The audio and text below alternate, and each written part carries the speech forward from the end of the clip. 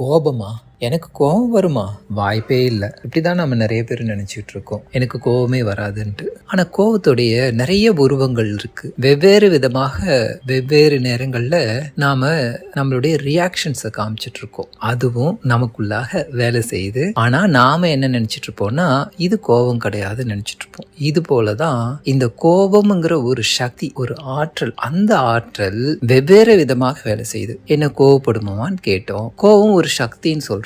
எப்படி அது? அதுக்கப்புறம் பாவம்னு சொல்றோம். இது என்ன? ஒண்ணுமே புரியல.